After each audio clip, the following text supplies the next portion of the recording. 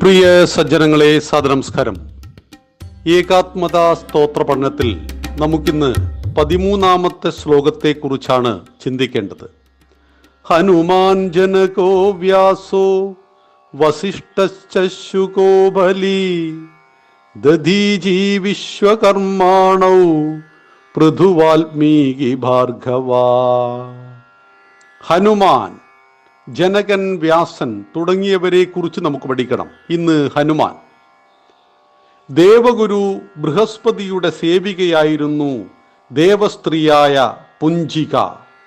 ദേവഗുരുവിൻ്റെ ശാപം മൂലം അവൾ വാനരിയായി പിറന്നു. ശിവന്റെ അംശത്തെ പുത്രനായി പ്രസവിച്ചാൽ ശാപമോക്ഷം കിട്ടുമെന്നും ദേവഗുരു പറഞ്ഞു. ശിവനും പാർവതീദേവിയും വാനര രൂപത്തിൽ വനത്തിൽ രമിച്ചിരിക്കെ പാർവതി ഗർഭസ്ഥയായി. ഗർഭസ്ഥ ശിശുവിനെ ശിവൻ വായുദേവന് നൽകി. വായുദേവൻ അതുമായി ചുറ്റി സഞ്ചരിക്കെ പുഞ്ചികസ്ഥല വാനര ജന്മത്തിൽ അഞ്ജന എന്ന പേരിൽ വാനര രാജാവ് കേസരിയുടെ പത്നിയായി കഴിയുന്നതറിഞ്ഞ് ആ ശിശുവിനെ അവളുടെ ഗർഭപാത്രത്തിൽ സൂര്യൻ നിക്ഷേപിച്ചു, വായു ഭഗവാൻ നിക്ഷേപിച്ചു. അങ്ങനെയാണ് ഹനുമാൻ പിറന്നത്.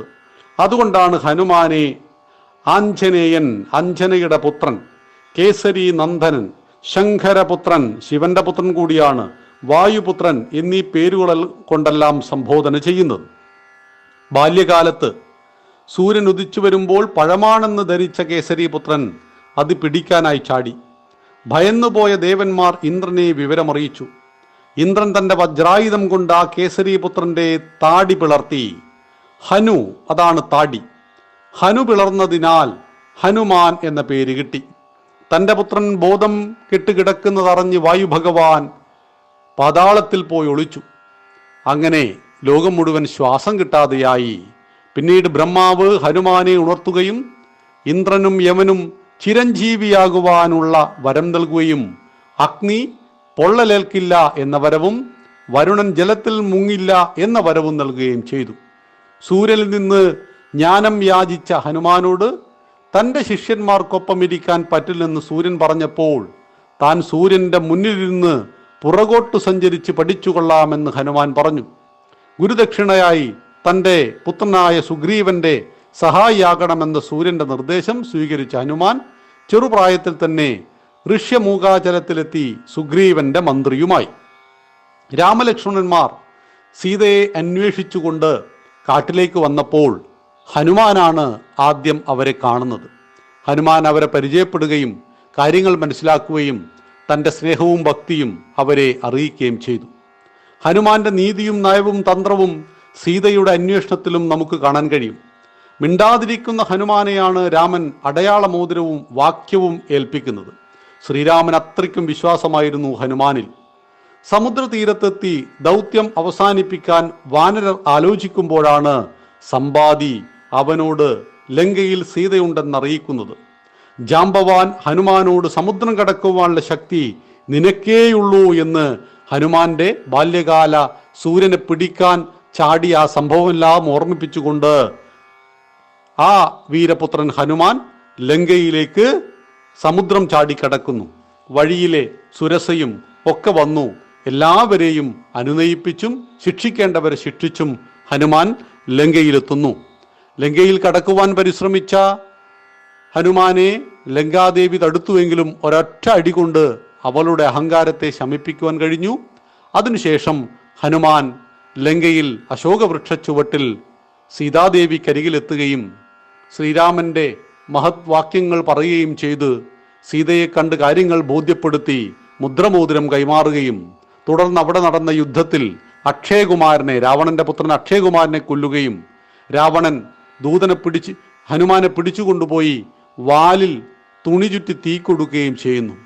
ആ കെട്ടുകൾ ബന്ധനം മുഴുവൻ പൊട്ടിച്ചെറിഞ്ഞ ഹനുമാൻ ലങ്ക നല്ല ശതമാനം അഗ്നിക്കിരയാക്കുകയും തിരിച്ച് ഇങ്ങ് രാമന്റെ അരികിലേക്ക് എത്തുകയും സീതയെക്കുറിച്ചുള്ള കൃത്യമായ സന്ദേശം അറിയിക്കുകയും തുടർന്ന് അവർ ലങ്കയിലെത്തി രാവണനെയും അവന്റെ വംശത്തെയും മുടിപ്പിച്ച് വിഭീഷണനെ രാജാവായി അഭിഷേകം ചെയ്ത് തിരിച്ച് അയോധ്യയിലെത്തിയപ്പോഴും രാമന്റെ സേവകനായി സദാസമയവും രാമനെ കുറിച്ച് മാത്രം ചിന്തിക്കുന്ന രാമഭക്തൻ ആയിട്ടാണ് ഹനുമാൻ അറിയപ്പെടുന്നത്. നമ്മുടെ രാമായണത്തിൽ 7 കാണ്ഡങ്ങൾ, അതിൽ സുന്ദരകാന്ഡം എന്ന് പറയുന്നത് സുന്ദരൻ, ആരാണതിൽ സുന്ദരൻ? ഹനുമാനെയാണ് സുന്ദരൻ എന്ന് അഭിസംബോധന ചെയ്യുന്നത്. സുന്ദരകാന്ഡത്തിലെ ഓരോ വരികളും സുന്ദരമാണ്. രാമനെക്കുറിച്ച് പോലും ആരോപണങ്ങൾ പിന്നീട് ലോകത്തിൽ ഉണ്ടായിട്ടുണ്ട്.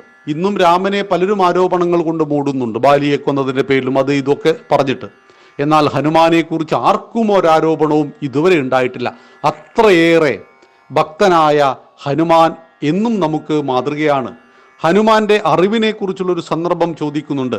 എങ്ങനെയാണ് ഞാനും നീയും തമ്മിലുള്ള ബന്ധം എന്ന് രാമൻ ചോദിച്ചപ്പോൾ പറയുന്നു, ദേഹബുദ്ധി ഉള്ളപ്പോൾ ഞാൻ അങ്ങയുടെ ദാസനാണ്, ജീവബുദ്ധിയാൽ അങ്ങയുടെ അംശവും, ആത്മബുദ്ധിയിൽ ഞാൻ അങ്ങും തന്നെയാണ്. അത് വേദാന്തമാണ്. ഈ വേദാന്തം കൂടി അറിയുന്നവനായിരുന്നു, അതിനെ അനുഭവസ്ഥനാക്കിയവൻ കൂടിയായിരുന്നു ഹനുമാൻ എന്ന് മനസ്സിലാക്കുക. ഹനുമാൻ ലങ്കയിലേക്കൊക്കെ പോകുമ്പോൾ ഹനുമാനോട് വിശ്രമിക്കാൻ പറഞ്ഞപ്പോൾ ഹനുമാൻ പറഞ്ഞ വാക്കുകളാണ് നമ്മുടെ എല്ലാ കാലത്തുമുള്ള ധീരന്മാരായ ഹിന്ദുക്കളുടെ ഒരു മുദ്രാവാക്യം. രാമ കാജ് കീനേ വിന മോഹി കഹാ വിശ്ര, രാമകാര്യം കഴിയാതെ എനിക്കെവിടെ വിശ്രമം. ഇത് മഹത്തായ ഒരു വാക്യമായിട്ട് തുളസീദാസ രാമായണത്തിൽ നിന്നും ഉദ്ധരിക്കപ്പെടുന്നതാണ് എന്ന് മനസ്സിലാക്കുക. പിന്നീട് ദ്വാപരയുഗം വരെ ജീവിച്ചൊരു ദ്വാപരയുഗത്തിൽ ശ്രീകൃഷ്ണന്റെ കാലഘട്ടത്തിൽ ഒരിക്കൽ ഭീമൻ തൻ്റെ വഴിമുടക്കി നിൽക്കുന്ന വൃദ്ധവാനരന്റെ വാലെടുത്ത് മാറ്റുവാൻ പരിശ്രമിക്കുന്നു. അത് തൻ്റെ ജ്യേഷ്ഠനായ ഹനുമാനാണെന്ന് തിരിച്ചറിയുകയും സാഷ്ടാംഗം മാപ്പ് പറയുകയും ചെയ്യുന്നു. വായുപുത്രനാണ് ഭീമനും, വായുപുത്രൻ തന്നെയാണ് ഹനുമാനും എന്ന് മനസ്സിലാക്കുക. ആ ഹനുമാൻ ഏകാത്മതാ സ്തോത്രത്തിൽ നാം 13-ാമത്തെ ശ്ലോകത്തിലൂടെ നമസ്കരിക്കുകയാണ്. ഹനുമാൻ ജനകോ വ്യാസോ വസിഷ്ഠച്ച ശുഗോബലി. അവിടെ ഹനുമാനെ കുറിച്ച് നാം ഇന്ന് പഠിച്ചു. നന്ദി, നമസ്കാരം. വന്ദേ മാതരം.